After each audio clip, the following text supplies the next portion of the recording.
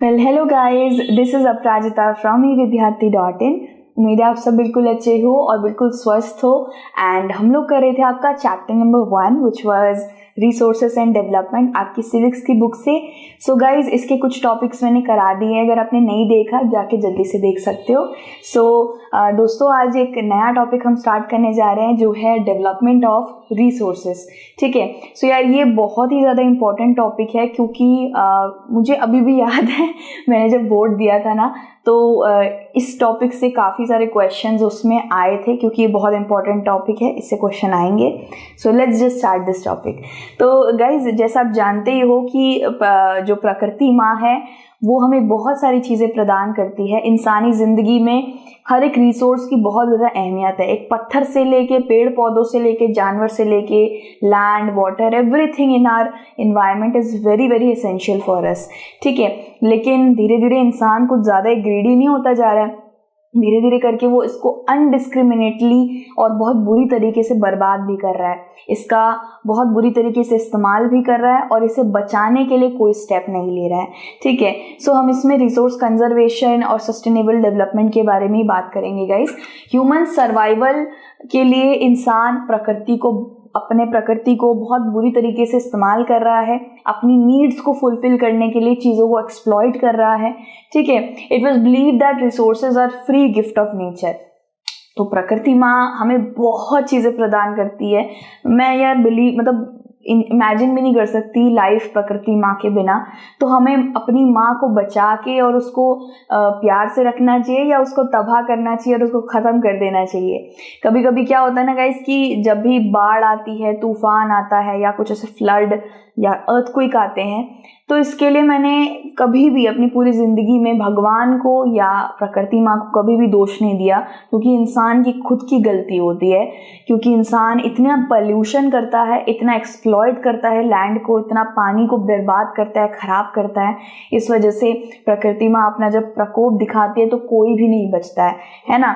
सो वही बात है गाइस कि ह्यूमन बींग्स उसको बहुत बुरी तरीके से इस्तेमाल कर रहे हैं और ये मेजर प्रॉब्लम्स हमको दिखाई देती है, जैसे कि डिप्लीशन ऑफ रिसोर्सेज, यानी कि रिसोर्सेज का बड़ी बुरी तरीके से ख़त्म कर रहा है इंसान। क्यों? अपनी नीड्स को सेटिस्फाई करने के लिए। ठीक है। फॉर एग्जाम्पल गाइज, हमारी पृथ्वी पे ऐसा मैं ये नहीं कहूँगी कि India he is the only country जिसमें पॉपुलेशन बढ़ रही है। पूरे के पूरे वर्ल्ड में बहुत सी कंट्रीज़ हैं जो पॉपुलेशन कंट्रोल नहीं कर रही हैं, और पॉपुलेशन बढ़ने की वजह से गाइज उनकी नीड्स भी बढ़ती हैं। वो कार खरीदेंगे, व्हीकल खरीदेंगे, उसमें हमारा पेट्रोल यूज़ होगा, नेचुरल गैस यूज़ होगा।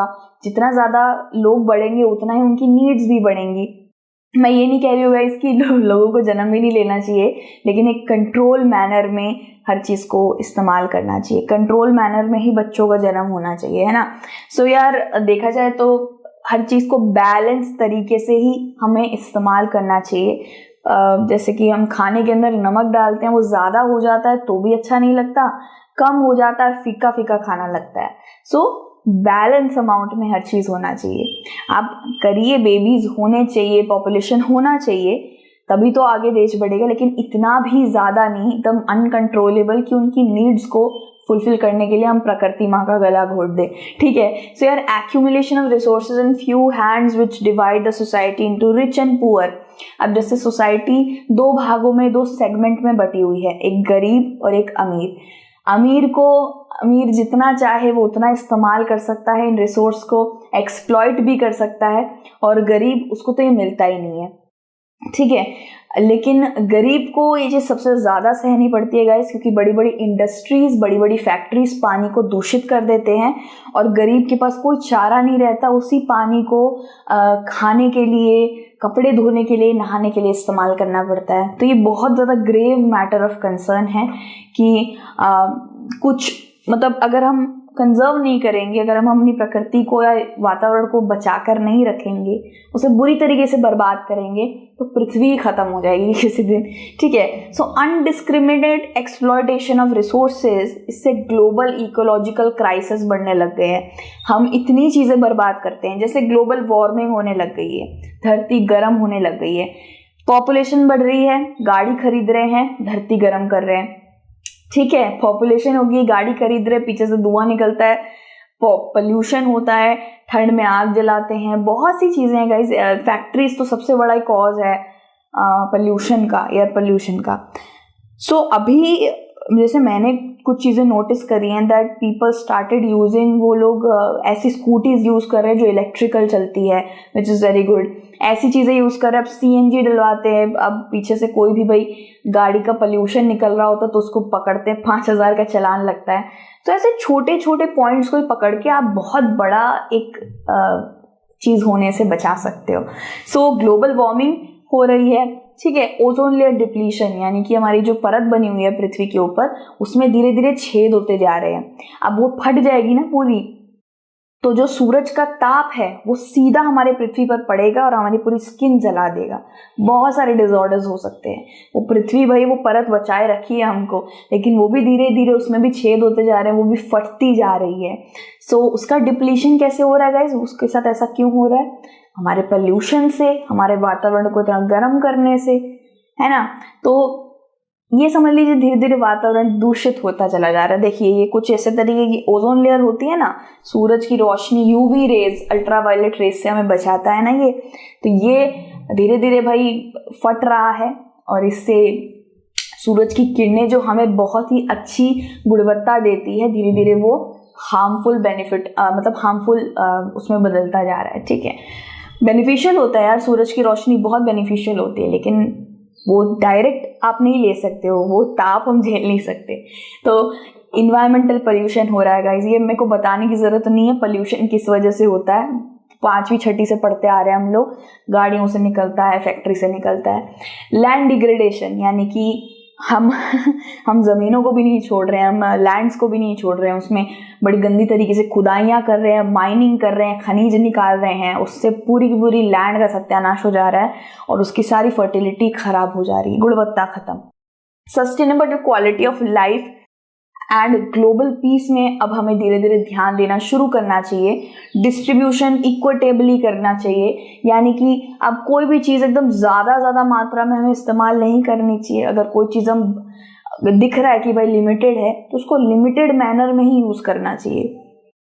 गाइस क्या होता है ना, जब हमें कोई चीज़ ज़्यादा मिल जाती है ना, हम उसका सच में बहुत बुरा दुरुपयोग करते हैं। ये बात बिल्कुल सही है, मैं अपनी खुद की लाइफ से बता रही हूँ गाइस। जब मेरे पास जब चॉकलेट्स, बहुत सारी चॉकलेट्स हो गई थी दिवाली के वक्त पे, मुझे बहुत सारा खाना मिला था। मेरे दोस्तों को पता है यार, और मेरे घर वालों को पता है, पुतलों को खाना बहुत पसंद है, लेकिन मुझे उसकी वैल्यू नहीं हो रही थी। एकदम कोने में पड़ा हुआ था, कोई चुरा वुरा भी ले रहे थे मेरे भाई बहन, मुझे फर्क नहीं पड़ रहा था।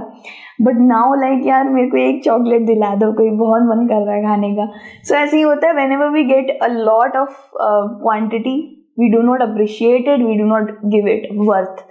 तो रिसोर्सेज को हमें अच्छी तरीके से सही मात्रा में यूज करना चाहिए और हमें सस्टेनेबिलिटी अपनानी चाहिए। गाइज ये शब्द, आई डोंट नो आप इससे अनजान तो नहीं हो, ऑब्वियस सी बात है, ये शब्द बहुत बार आता है जितना भी हम थ्रू आउट स्कूल पढ़े हैं। सस्टेनेबल डेवलपमेंट, यानी प्रकृति माँ को बचाना, अपना डेवलपमेंट करना, अपना देश को आगे बढ़ाना, लेकिन बिना प्रकृति और वातावरण को हानि पहुंचाए। इसको कहते हैं सस्टेनेबल डेवलपमेंट। आपकी किताब के अंदर भी इसका डेफिनेशन है, ठीक है। सो बिना प्रकृति और वातावरण को हानि पहुंचाए आप डेवलपमेंट करिए, रिसोर्सेज को प्रोटेक्ट करिए, उन्हें और बढ़ाने की सोचिए, और फ्यूचर जनरेशन को भी जो चीज़ें हम आज इंजॉय कर रहे हैं वो भी इंजॉय कर पाए, इस तरीके से उनको कंजर्व करिए, यानी कि बचाइए, ठीक है। This is called sustainable development. ये मैंने आपको अभी समझा दिया, विदाउट डैमेजिंग एनवायरनमेंट आप डेवलपमेंट कर सकते हैं, ठीक है। अब गाइज यहाँ पे हमने पढ़ लिया पूरा डेवलपमेंट, ठीक है। इसके बाद ये दो कुछ आर्टिकल्स हैं आपकी बुक के अंदर जो आई गेस कुछ बच्चे इग्नोर नहीं करेंगे, बट आप में से कोई भी इग्नोर ना करें क्योंकि वो मैं अभी पढ़ाने वाली हूँ। गाइज रियो डी जेनेरियो अर्थ समिट 1992 और आर्टिकल एजेंडा 21, आर्टिकल कह रही हूँ एजेंडा 21, ये दो हैं आई गेस। इन दोनों में से एक क्वेश्चन आता है बोर्ड के अंदर, ये बहुत ही ज़्यादा इंपॉर्टेंट है, इसको करके ज़रूर जाना आप लोग, ठीक है। तो अभी यार फटाफट से कर लेते हैं पे, ठीक है। अब क्या हुआ था गाइस, बहुत सी कंट्रीज को टेंशन होने लग गई थी, क्राइसिस बढ़ रहा था, ग्लोबल वार्मिंग बढ़ रहा है। देखिए पृथ्वी में सारी कंट्रीज अलग अलग है, सब अपने तरीके से देश चलाते हैं, लेकिन अगर एक कंट्री भी सत्यानाश करेगी रिसोर्सेज का तो दूसरी कंट्री को भी बहुत इम्पैक्ट पड़ेगा। सो वी आर ऑल, मतलब कॉमन इंटरेस्ट है हमारा, हम लोग सब इस चीज में तो एक साथ हाथ मिलाना ही पड़ेगा, ठीक है। सो गाइज यही ऐसा ही हुआ था रियो डी जेनेरियो में, ये ब्राजील में एक जगह है, यहाँ पे एक अर्थ समिट कंसिस्ट करी गई थी। 100 स्टेट्स के हेड आए थे, मतलब 100 कंट्रीज यहाँ पे आए थे और इन सब ने डिबेट एंड डिस्कशन करी थी 1992 में। इसके ऊपर एक एमसीक्यू आया था मेरे बोर्ड के अंदर कि ये कब हुआ था समिट, तो मैंने 1992 पे लगा दिया था। आएगा गाइज, जुलाई आ जाएगा, अप्रैल आ जाएगा, आपको जून में लगाना है, ठीक है। ऐसे ही भाई ऐसे ही हमारे साथ खेला जाता है, ठीक है। तो addressing urgent problems of environment, ये सारे के सारे लोग क्यों मिले थे, क्या रीजन था, जो ये अर्जेंट प्रॉब्लम्स बढ़ रही थी एनवायरनमेंट के अंदर उसको कंसोलिडेट करने के लिए, उसको रोकने के लिए, कंजर्व करने के लिए, कंट्रोल करने के लिए, रिसोर्सेज को कंजर्व करने के लिए। तो इसके लिए बहुत सारे लोगों ने डिबेट एंड डिस्कशंस करने के बाद उस 100 कंट्रीज के हेड्स ने एक डिक्लेरेशन को साइन करा था, यू कैन से एक डॉक्यूमेंट को साइन करा था, and that document was agenda 21, ठीक है।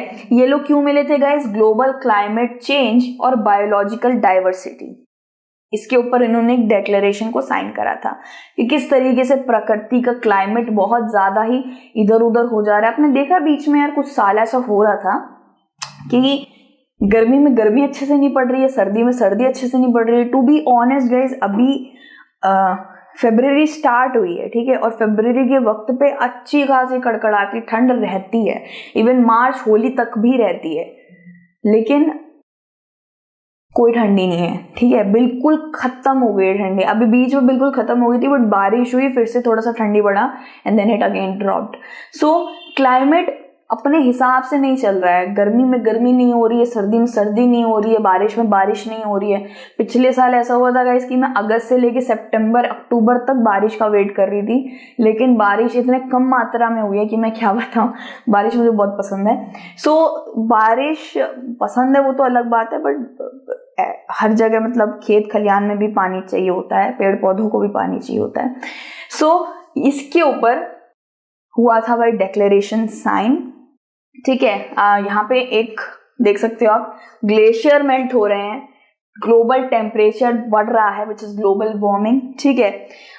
लैंडमार्क्स चेंज हो जा रहे हैं, बड़ी बुरी तरीके से इधर उधर हो जा रहे हैं, बायोडाइवर्सिटी को बहुत नुकसान पहुंच रहा है, ह्यूमन बींग्स के अंदर भी चेंज आ रहा है, ठीक है। बहुत सी चीजें यार देखने के लिए, देखा जाए तो बहुत सी चीजें, जैसी हवा बदलती है, पानी बदलता है, हमारे ऊपर भी इम्पैक्ट पड़ता है, ठीक है। अभी कोरोना वायरस आया था कि एक ही कंट्री उसको सफर करी थी, पूरा होल वर्ल्ड सफर करा था, ठीक है। So we are very very like एक साथ जुड़े हुए हैं इस चीज के अंदर, हमें ग्लोबल कंसर्न पे तो ध्यान देना चाहिए।